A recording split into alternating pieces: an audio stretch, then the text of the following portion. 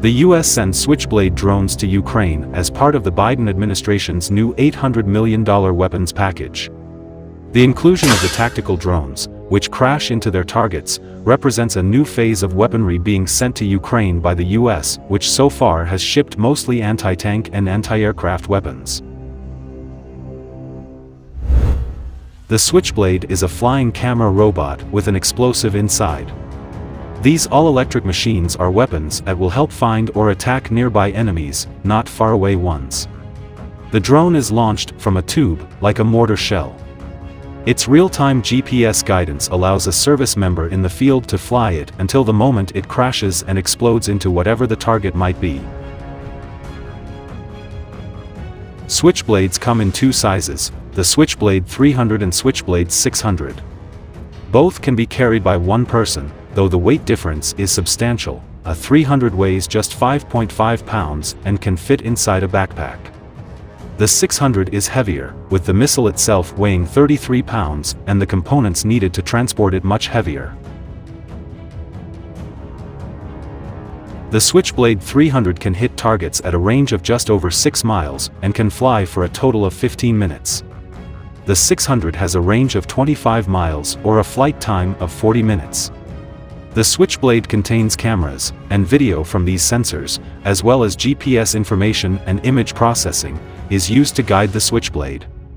The Switchblade is also designed to receive targeting information from other drones, allowing it to follow and find selected targets. That makes it one weapon among many that can be directed against a target with the targeting information provided by other drones. Unlike other drones that are just used for reconnaissance, the Switchblade 300 carries a small explosive payload, the kind most likely used to hit people or unprotected weapons, like a mortar launcher or exposed machine gun emplacement. The larger Switchblade 600, which weighs in at around 50 pounds, is armed with an anti-tank warhead.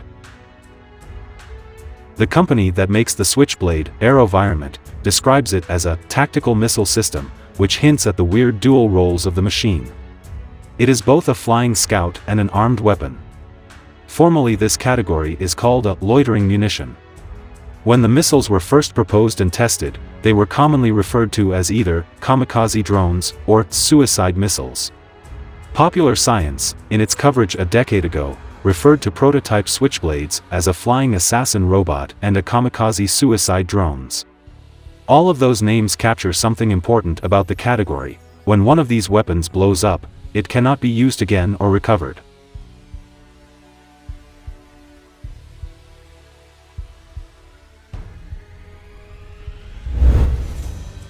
Russia has vastly more tanks than Ukraine, but the Turkish-made Bayraktar TB2 unmanned aerial vehicles have helped level the playing field significantly. The not-so-secret weapon has been credited with taking out numerous Russian tanks. The Turkish-made Bayraktar TB2 can reach altitudes of 25,000 feet and fly for 27 continuous hours. Operated remotely from up to 185 miles, each one of the drones is also capable of bearing 4 laser-guided bombs or rockets, for a total payload of some 330 pounds.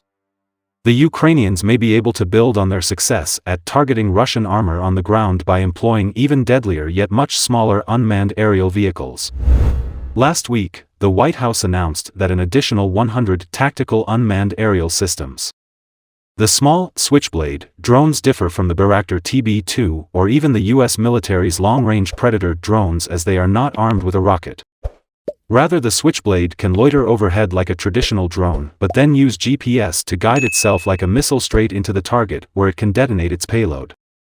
While they operate in a similar way to unmanned combat aerial vehicles, their self-destructive capabilities are what set them apart. Ukraine has been using Turkish TB2 unmanned aerial vehicles, but so far has not employed loitering munitions. Loitering munitions have seen minimal use so far in the Ukraine crisis, with the only example being Russia using the Zala for surveillance as well as for attacks on soft targets.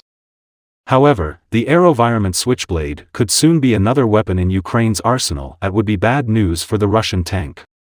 Loitering munitions are also attractive because of their relatively affordable price as well as effectiveness. Each unit costs $6,000. The weapon was first fielded in Afghanistan by U.S. Special Operations Forces, but quickly was picked up by the Army and Marine Corps, who saw value in the light, accurate munition that can help thwart ambushes or take out vehicles.